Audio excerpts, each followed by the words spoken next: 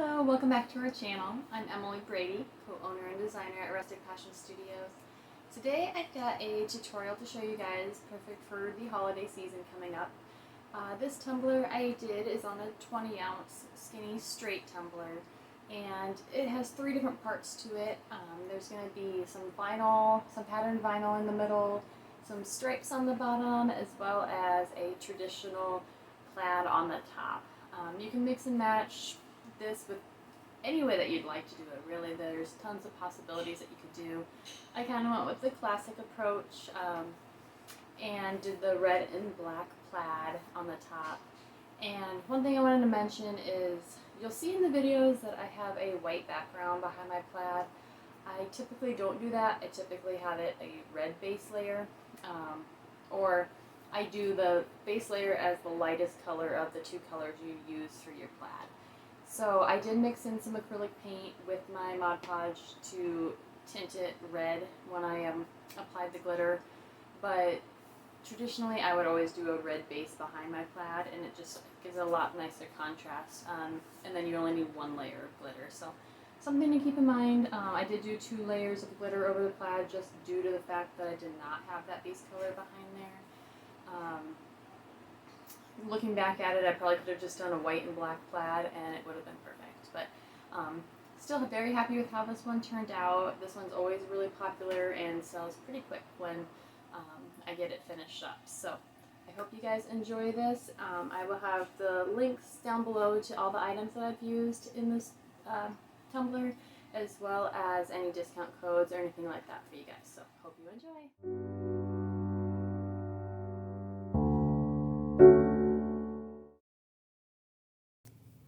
Now, to get started on this tumbler, I have already sanded, washed, and spray painted my base layer white.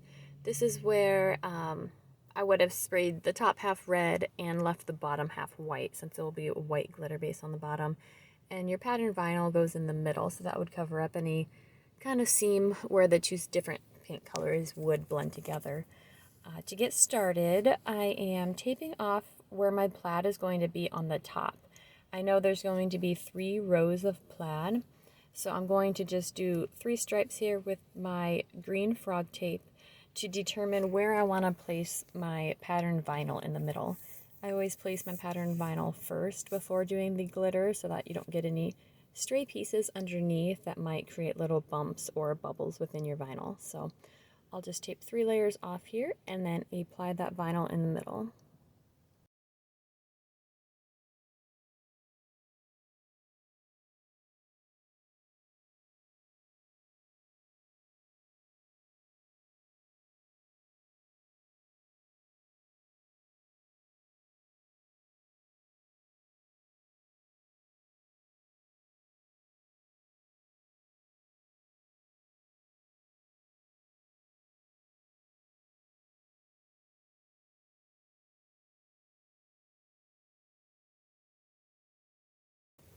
When applying my vinyl, I just follow that tape seam at the top line there, and then once the 2 ends match up, I use my fingernail to kind of create a crease where they overlap, and then just use my X-Acto knife to kind of slice that off. Since this one has lines on it, I make sure that the vinyl pattern kind of lines up together so it's not shifted up or down a little bit at all. I do save that little bit extra that I pulled off at the end, and I'll cut a circle out of there to apply it to the bottom of the tumbler. Next, I'm going to work on my plaid on the top here. So I just have a few scrap pieces of the tape that I'm going to lay out side by side just to determine how many rows and my spacing for the vertical stripes of the plaid. So sometimes it comes out perfectly depending on your cup, and sometimes here there was a little bit of an overlap, so I kind of shifted all of the pieces over just a little bit so that they'd have the equal spacing between them. Once I have the spacing figured out, I just go ahead and remove every other piece of tape, and then I will apply a vertical strip going down on those bare spots. And then I left that horizontal strip right in the middle there. And that is going to expose the first squares that we're going to use for the black. And then before I put those vertical stripes on, I did go ahead and tape off the top of my vinyl since I don't want to get any paint or glitter on that, so I'm going to kind of protect it here.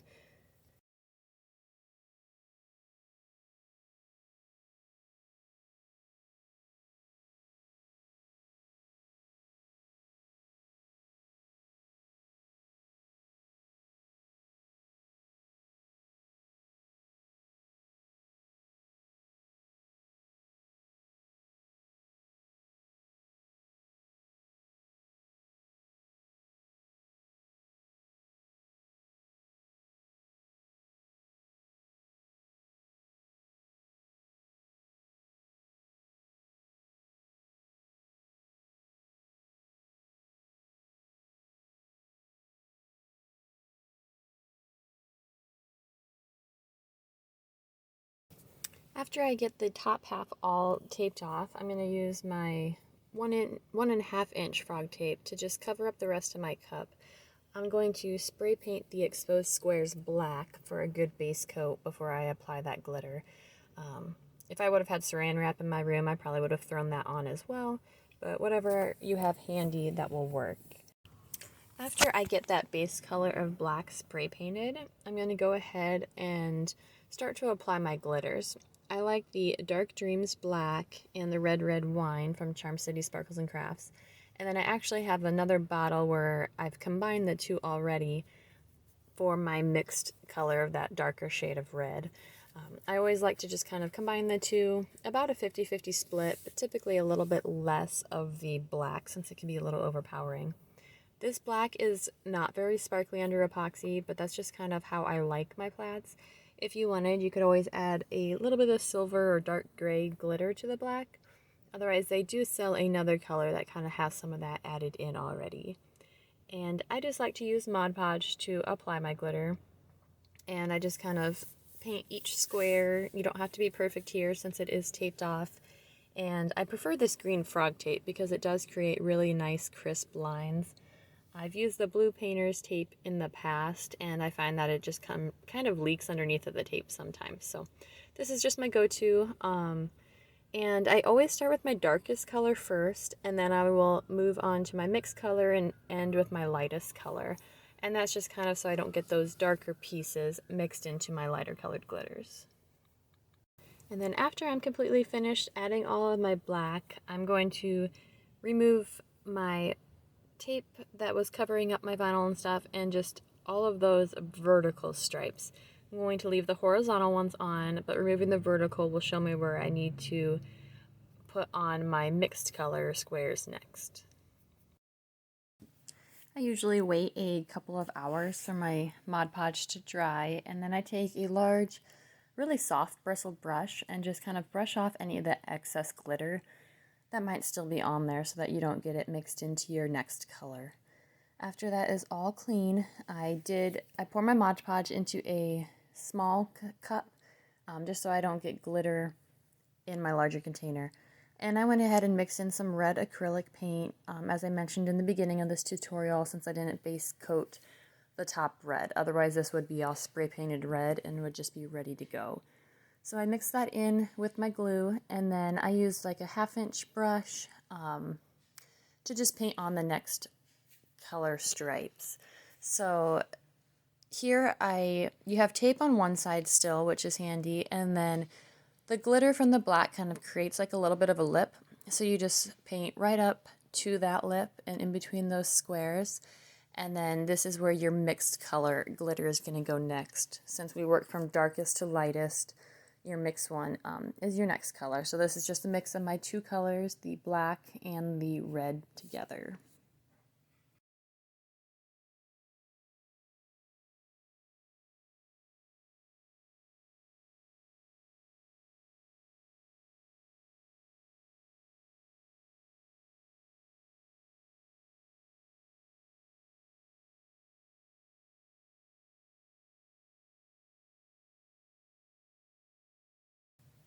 After you finish up glittering all of those exposed squares, we still need to put the mixed color squares into the next row for the plaid.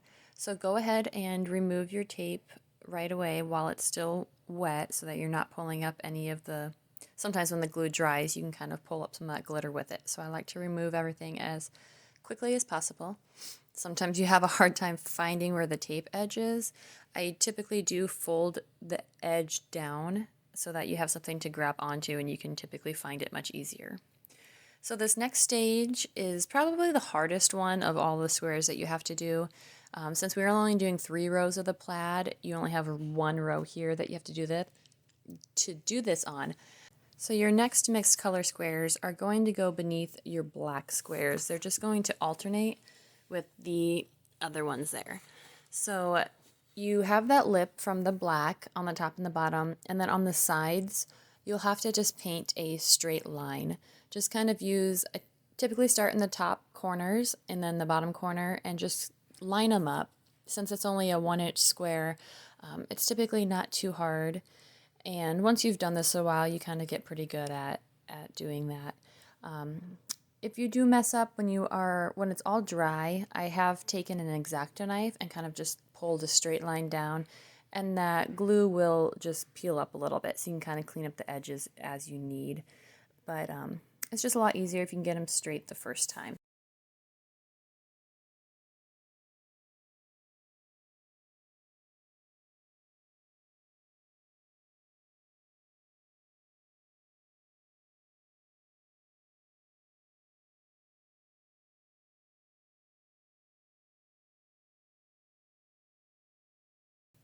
After I finished up all of these squares, I did let it dry for another couple of hours, and then I did go back through and did a second layer of glitter on top of those mixed colors squares. When I have the base coat as that red, I don't typically need to do this as it looks really good that way, but I felt like it was just a little bit sparse and kind of showed through, so I wanted to go ahead and do a second coat on this one.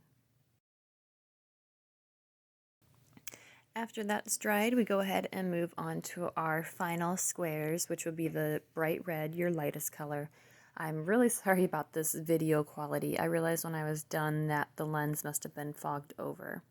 So here you have no more tape lines, but you no longer have to draw any lines yourself. You have the edge of the glitter on all sides, so you just need to paint your Mod Podge right in between there and then pour your red on top. I decided not to mix in the acrylic paint in this one. I realized I don't think it really helped a whole lot. So I just did the 2 coats of glitter over the red as well, and since this was a metallic opaque glitter, you can't see through it anyways. Just the Mod Podge gets kind of thin sometimes, so I did 2 coats and then let those fully dry, and then used that soft bristle brush I have off to the side there just to kind of brush off any of that excess glitter. You don't want to have any red or any mix left on top of your black or your solid red. You want them to be nice, pure colors. Now that we are all finished with that top plaid portion and got it all cleaned up, I did seal it with some triple thick spray a couple of times just to make sure no loose glitter was going to fall off while we glitter the bottom white. Since I'm doing a pure white, there's no like sparkle, rainbow sparkle or anything like that in there. I didn't want any other colors to mix in with this. For the bottom, I went ahead and used the epoxy method to apply the glitter. I think it just has a better coverage and it's my preferred method. So I just mixed up a very small amount and spreading that on my tumbler. And then I'm going to use Hedwig from Peachy Olive Glitters, which is a very fine cut pearl white, more of a matte finish. Once all the glittering is done and dried, I do spray it again with the triple thick spray to make sure no glitter is going to move onto our vinyl or any places that it's not supposed to while we apply our epoxy. After the triple thick, I do 1 coat of a matte clear spray just so that the epoxy has a little bit of a texture and something to grab onto when we apply it. Then I am using the KS Resin Liquidity Split UV, and I'm going to do 2 coats of this before we move on to our next stage. This epoxy likes it warmer in your room, and it's easier to work with if you mix like 60 milliliters or so at a time and mix it up really good. For this first layer, this is a 20-ounce skinny. So I probably applied around 25 to 30 milliliters for my first coat. And then on the second flood coat, I probably just used around 15 to 20. After my 2 coats of epoxy are completely cured, I went ahead and gave my entire tumbler a good sanding. I really focused on the top rim there to get it completely smooth, and then around the bottom rim. And if there's any bumps in the middle at all, there's going to be a lot of vinyl striping that goes on this. So you don't want to have any bumps at all on the tumbler. You want to make sure it's pretty smooth. So first I went ahead and applied the circle on the bottom that matches the patterned vinyl in the center. And I think I cut this at just a 2-inch circle and then applied it. Next I moved on to the gold pinstripes that I'm going to use on the top and the bottom of that patterned vinyl. And I just start with one end applied where that vinyl connects so all your seams line up together. And this pattern is really easy to follow the circle around with the lines on it already. I cut these pinstripes at a rectangle of 0.2 inches wide and then like 11 and a half inches long. And just applied one on the top and one on the bottom and then trim them up. I use my nail to kind of crease the vinyl to see where they overlap, and I overlap them just a small amount so that if they do shrink down a little bit, that there's not a line exposed in the middle and it appears to be pretty seamless. Next I moved on to the vinyl striping around the bottom half of the tumbler. I just cut some black rectangles for these, I believe at 0.1 or 0.15, and I'm going to use 4 stripes. For this, I actually did not measure anything out, I just eyeballed all of it. Again, I made sure that the start and finish of my stripes lined up in that same spot as the patterned vinyl and the gold stripes. You could definitely take a ruler and place it along your white here and make little tick marks evenly spaced out so that you could have a starting point for each vinyl stripe.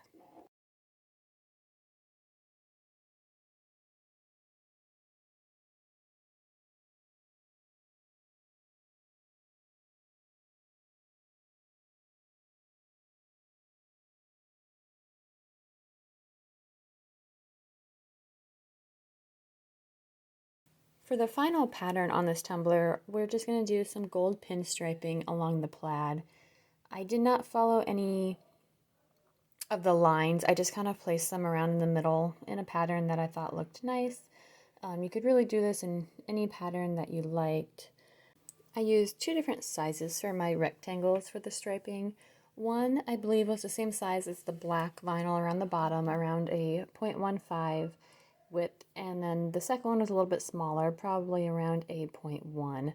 I don't remember exactly what I used, but you could really go with any size that you liked. Another option that I've used in the past would also be to use the nail pinstriping tape that just comes in a roll already, so you don't have to cut anything or do any work, it's just ready to be applied.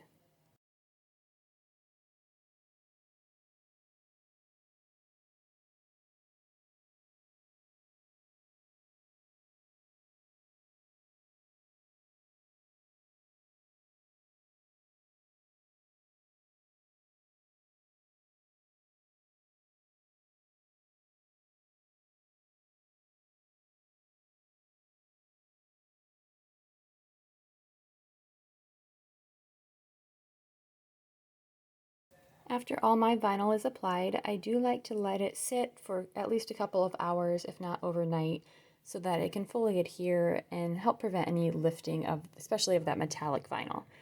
After that is completed, I like to apply Quick Coat from Counterculture DIY.